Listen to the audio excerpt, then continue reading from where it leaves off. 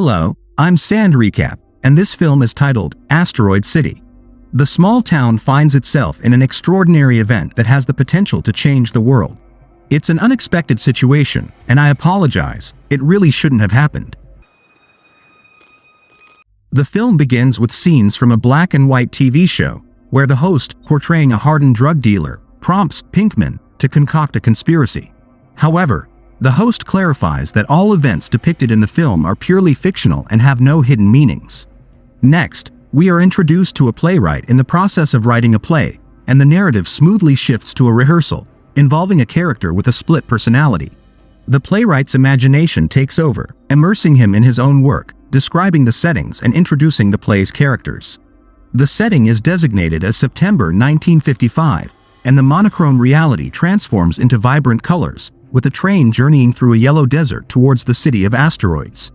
The train is loaded with various goods, including coal, oranges, cows, and even a 10-megaton nuclear warhead. The uncertainty of what might transpire on this journey looms over the scene.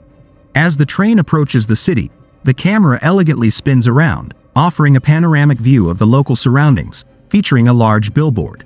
It showcases a local attraction, a crater formed by a meteorite that landed 5,000 years ago. At the same time, a local tow truck is transporting a car filled with photographer 𝐓𝐚𝐠𝐬 and his family, his teenage son Woodrow and 3 younger daughters, to a nearby gas station for maintenance. While the car is being serviced, newcomers enter the cafe to enjoy some revitalizing coffee and learn about the unique characteristics of the family. The girls have an unconventional preference for being vampires and mummies instead of princesses, and Woodrow, dressed formally as a botanist, interrupts a conversation due to some disturbance. On the horizon, a massive mushroom is growing, with its roots extending to an atomic bomb test site, all in the name of peace. A mechanic with the appearance of a serial homebuilder assures 𝐓𝐚𝐠𝐬 that everything is under control. However, a part suddenly falls off from the car, complicating the repair process. The cinematographer calls his father-in-law Stanley, with whom he has strained relations.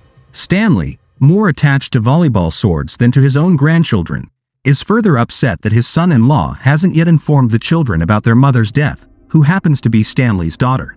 𝐓𝐚𝐠𝐬 requests his father-in-law to take care of the grandchildren while he and his son attend the young astronomers gathering. In anticipation of his father-in-law's arrival, the photographer or the kids plan to retrieve their belongings from the car.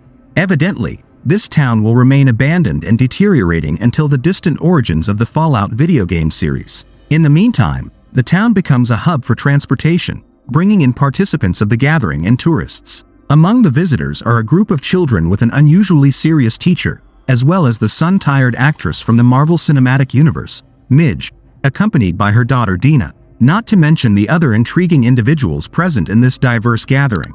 Due to an accidental fire that destroyed their reserved house, one couple, the motel owners, have to settle in a specially arranged tent. While the newcomers are being inspected and settled, the gods gather their offspring to uncomfortably break the tragic news of their mother's passing. Quick-witted Woodrow immediately asks if her remains might be in the container his father is carrying, to which he gets a confirmation. The conversation is briefly interrupted by a minor internet outage, during which the playwright discusses the choice of an actor for the role of 𝐓𝐚𝐠𝐬, but there is no significant information in this excerpt, only casual moments like eating ice cream with a spoon and exchanging cheek kisses without pants. When the narrative returns to the town, 𝐓𝐚𝐠𝐬 and his son are seated at a cafe, where the photographer notices the actress dining nearby and takes a photograph, sparking his natural curiosity. In the course of their conversation, he learns that 𝐓𝐚𝐠𝐬 was a war photographer. When the star's daughter, Dina, inquires if he had experienced being shot at, 𝐓𝐚𝐠𝐬 reveals a scar from shrapnel on the back of his head. At the opening ceremony of the Asteroid event, dedicated to the recorded collision, the gathering guests are warmly greeted by a military officer. As part of the event, they will witness a carefully guarded fragment of the meteorite and receive a tour of the new observatory. The guests will also witness an eclipse and award a scholarship to an exceptional young participant. Woodrow, the talented young prodigy, showcases his scientific achievements, which are deserving of numerous Nobel Prizes, and the attendees honor him with commemorative souvenirs. During the observatory tour, Woodrow notices peculiar signals being received by the antennas, and he speculates that they indicate a date, coincidentally, today. Later, the teenagers and young adults gather at tables under a canopy, engaging in discussions on important topics and contemplating global questions, such as the existence of extraterrestrial life and whether Woodrow, as a botanist, will remain distinct from others in his field. However, yielding to the pressure, he reluctantly tries to find common ground with Dina. Their conversation is briefly interrupted by a daring leap from the rooftop by another brilliant talent, though it doesn't disrupt the story for too long, as it is interrupted by another black and white internet cut. The director, using a messenger, convinces the actress Midge to return to the project, which turns out to be the staging of the play, City of Asteroids. With this development, the plot regains its momentum, and the focus shifts to the gifted children who engage in a memory game, taking turns naming their idols. Teacher June notices one of her pupils in the company of musically inclined cowboys. In the hands of the young boy, there is a cigarette, but the adult shepherds immediately inform the girl that the clever kid got it from a vending machine. Meanwhile, Midge rehearses her lines in the bathroom. The window of a neighboring house opens, and Ogie the photographer shows the woman a printed photo from the cafe. Seizing the opportunity, the actress immediately invites the viewer to evaluate her monologue with nudity. This very monologue was what she was rehearsing, but during the actual performance, she decided not to include nudity, leaving room for the audience's imagination. The final decision lies with the director. Montana, the leader of the cowboy group, inquires with the hotel owner about the vending machine selling land plots nearby. Augie's daughters perform a burial ritual, laying to rest a box containing their mother's ashes in the sand. Their grandfather Stanley comes across them during the act, but they don't recognize him, as they haven't seen him in a long time. He proposes having another burial ceremony, this time in the backyard of his ranch. Later, the astronomer Dr. Chicken Looper addresses the participants of the gathering, discussing the upcoming eclipse and presenting a diagram illustrating the phenomenon. This is not your typical solar eclipse but a rare event that occurs only once every 50 years. When the designated time arrives, the participants place unique cardboard boxes on their heads to gauge the magnitude of the event. However, during the observation, something mysterious occurs. First, Woodrow, and then everyone else, removes their boxes. They witness a mysterious green flying saucer descending from the sky. An alien emerges from the saucer, observing the gathered onlookers, and then grabs a fragment of the meteorite. Ogie aims his camera at the aliens and takes a photograph, after which the UFO returns to its ship and disappears into the evening sky. The flow of the story is interrupted to introduce the director, whose wife left him during the initial week of filming the TV play. Nevertheless, this setback doesn't dampen his enthusiasm. He remains fully committed, personally inspecting each set and prop. The narrative then returns to the main plot after the UFO incident.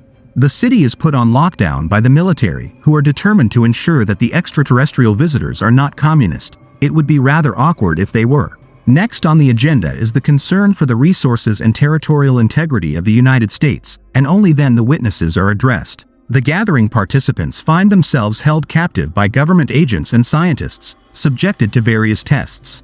The primary objective is to prevent any information leaks. However, the schoolchildren, to whom the teacher is giving a lesson, are not willing to simply forget about the aliens and their experiences. The children have numerous questions, and a cowboy musician named Montana assists in answering them, drawing an analogy with Native American tribes. He suggests that the alien is just as much a friend as a Native American, the only difference being that they haven't yet confined the alien to a reservation somewhere under the pink sky. At the observatory, Dina and Dr. Looper speculate about the whereabouts of the flying saucer after taking the meteorite fragment. Meanwhile, the teenagers climb up to the telescope and find themselves alone for a moment. Instead of observing the stars, they end up observing each other, while their parents continue communicating through the windows. Their conversation is interrupted by the unexpected arrival of Stanley, Augie's father-in-law, who knocks on Midge's door to introduce himself. He is acquainted with the actress's agent. The motel owner continues selling land plots and manages to sell one to the father of a young Star Watcher Award recipient. Mish's conversation with a fan near the shower abruptly comes to a halt. The drug dealer's appearance startles him, realizing he has been caught on camera, and he quickly apologizes and leaves the frame. Ogie and Stanley discuss the girl's future, while Woodrow is more concerned about the fact of the alien's visit itself. The old man suggests that they all come and live on his ranch together with the children, despite the photographer's dislike for him. In the evening, one of the laureates asks a soldier to throw a coin into a payphone, supposedly to pay for yesterday's call when they didn't have enough money. However, it turns out to be a clever trick. The young scientists secretly tap into the line to contact friends outside the cordoned-off town and share the sensation of the alien encounter. However, the true essence of the news is temporarily hidden by a dramatic break. The actors discuss how to best stage the play about the alien visit to the sleepy town. The scene shifts back to the town where the fair is in full swing, and the entire country is now aware of the alien contact. Alon's photo with the meteorite fragment appears on the front pages of newspapers. The general threatens legal repercussions for the teenager responsible for the leak after receiving an angry message from the president. John reassures the students that their parents will be reunited soon, as the government has brought them back by helicopter. The teacher intends to conduct an astronomy lesson, but the kids are more interested in discussing the alien encounter once again. Montana indulges the children and invites the musicians to perform a song dedicated to the guest of honor, a star-themed song written by one of the boys. Everyone present joins in the dance. Ogie and Midge continue their communication through notes, exchanging photos and scripts. The reading of the final lines smoothly transitions into a conversation about how Dina caught them together, seeing their reflection by chance in the photographer's window. The photographer is worried about whether the girl told his son about it. Moreover, the enigmatic alien is causing unease. Ogie is unsettled by the way the alien looked at them, as if Earthlings are destined for doom. Meanwhile, the other parents are speculating on how long the military will keep them as captives. They consider organizing an escape, leading to a conflict with the security, which the general's assistant manages to defuse. Meanwhile, their gifted children have taken the telescope from the observatory to communicate with the flying saucer. Dr. Hickenlooper catches them in the act but supports their initiative. In the evening, the military gathers the participants of the gathering to announce the scholarship laureate. They also declare that the quarantine is lifted and everyone can go home tomorrow morning. This news delights everyone present. However, just before the winner is announced, the green shimmering saucer hovers over the crater once again. A hatch opens, and gray hands return the meteorite fragment to where it was taken from by the UFO. The saucer swiftly departs, and the general, looking at the cosmic pebble, realizes that he has been assigned an inventory alien number. The situation abruptly changes again, and the lifting of the quarantine is cancelled. The frustrated adults immediately start utilizing their children's inventions to create havoc. Ogie, not comprehending the situation, moves towards the responsibility, not the crater. A man emerges from the hatch, passing by the decorations that mark the crater. He removes his fake beard and consults with the director about whether he's portraying his role correctly. Green advises him to continue in the same manner, despite the actor's uncertainties. The actor, who completely doesn't grasp the play, steps outside the building to smoke. He engages in a conversation with an actress who played the role of his character's deceased wife. Despite her part being cut from the play, her photos are still being used in the production. The woman recalls a dialogue from a deleted scene in which, in a dream, she persuades her replacement. Another actor interrupts their conversation to inform them that Ogie is waiting on set. The camera smoothly glides in the opposite direction. The narrator shares that 6 months after the play's debut, its author tragically passed away in a car accident, leaving the final scene of the surreal dream with all the characters unfinished, a scene they had once rehearsed on stage. In the midst of this rehearsal, an alien holding a meteorite suddenly appears, walking among the actors. They all freeze in the city of asteroids. Ogie wakes up in his room, realizing that most of the guests have departed by midnight. The president has lifted the quarantine, and the military sent everyone home. Ogie's father-in-law wants to unearth his daughter's ashes, but the granddaughters oppose it and throw a tantrum. The old man prays, bidding farewell to his departed daughter. After having breakfast at a cafe, Stanley, Ogie, and Woodrow learn that the general had given his grandson a scholarship check before departing. The teenager plans to use it to impress a girl, but he is also already preparing a new project for the gathering next year. As the waitress hands Ogie a note and leaves, it turns out to be the Ministry of Foreign Affairs mailing address. Another nuclear explosion rocks the Earth, and a mushroom cloud rises on the horizon. Somewhere in the distance, the family packs their belongings into their car, ready to leave the somewhat absurd city of asteroids for good. The camera captures the car as it rolls along the highway, and that's how the movie concludes.